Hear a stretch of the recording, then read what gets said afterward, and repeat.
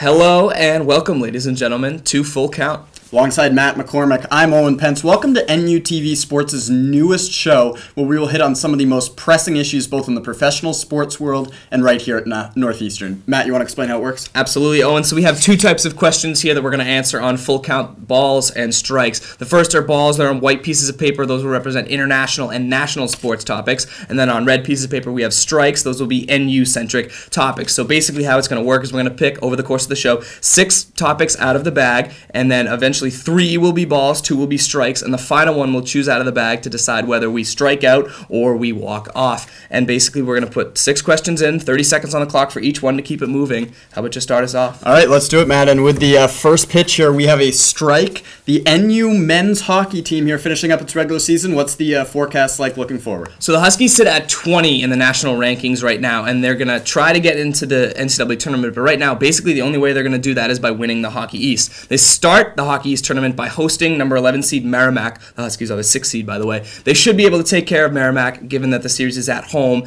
But after that, if they win that, they're going to probably have to go to Conti Forum and play 3 games against the BC Eagles. That'll be very, very difficult to win a series against them. And then even if they beat BC, they're probably going to have to face BU at some point down the line. And we saw how difficult it was last weekend to beat a team like BU. But anyways, I think the Huskies have a pretty decent chance of doing it, but they'll have a tough road ahead of them if they hope to get to the NCAA tournament. All right, sounds good. Let's go to the next topic here. What do we have? And we are going to have our first ball of the evening. So it is a 1-1 count right now. The NBA trade deadline just finished about 2 weeks ago. Who do you think won the bounty? I'm going to go with an unconventional answer here. I'm going to go with the Philadelphia 76ers. Now, OKC and Miami may have made the biggest splashes, but the Sixers did something very underrated. They rid themselves of Michael Carter-Williams, one of the worst shooting point guards in the NBA. And in return, they got the Lakers' first-round pick. Now, that gives them 8 picks heading into the draft this year in July. That is just extremely valuable. It puts them in a great position. So even while things may look bleak right now for the Philadelphia faithful, I think it's a very bright future that the 76ers have in store. All right, well, let's move on. We've got a 1-1 count, and here we go.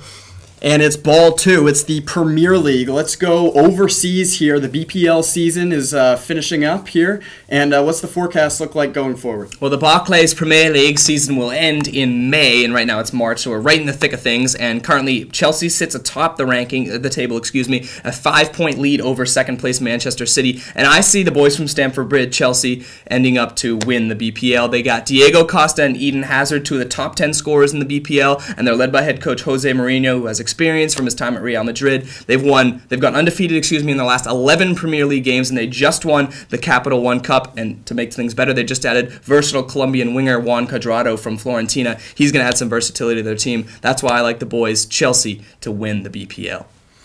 Alrighty, and moving on here, we've got a 2-1 count. What's the next pitch? Next pitch is a ball. It's a 3-1 count. Now we're moving to the NFL. Free agency begins on March 10th. What are you looking for the defending Super Bowl champion Patriots? Well, unfortunately for your Pats, Matt, I think that the future is a little bit bleak for the Patriots. They just used their franchise tag on kicker Steven Gostkowski. Now that means that the futures of cornerback Darrelle Revis and safety Devin McCourty are very much in question. Undoubtedly, the Patriots wouldn't have won the Super Bowl or even really gotten there without the services of those 2 guys in the secondary stifling opposing receivers. I'm not one to question Bill Belichick, maybe the greatest coach of all time, but I will say this: if I was a Patriots fan, I'd be very worried as we enter the free agency period here in the NFL's offseason. That's good. All right, we've got a 3-1 count here.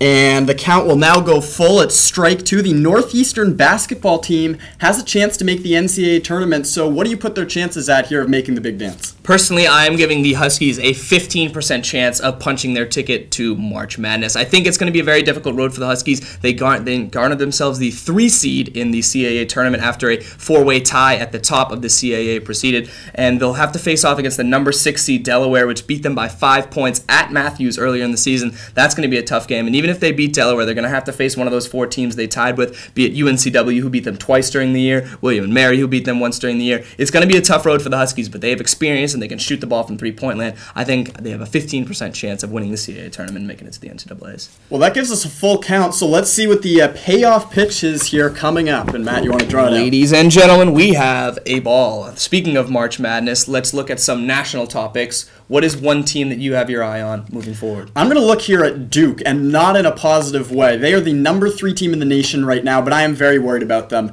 They have the worst defense of any team in the top 10 right now, according to Ken Pomeroy's defensive rankings. I am very worried, especially about star center Jahlil Okafor. Undoubtedly very talented, but he really struggles on the defensive end, and I think that's going to be a problem for the Blue Devils going forward. Now, even if they get past North Carolina this Saturday night, the ACC is loaded, and the ACC tournament will be tough sledding for the Duke Blue Devils. I expect them to get upset in the ACC tournament, and I think things will be rough for them in the early rounds of the Big Dance. All right, ladies and gentlemen, we have ourselves a 4-2 count, which means we are walking off. For Matt MacCormack, I'm Owen Pence. Thanks for watching Full Count.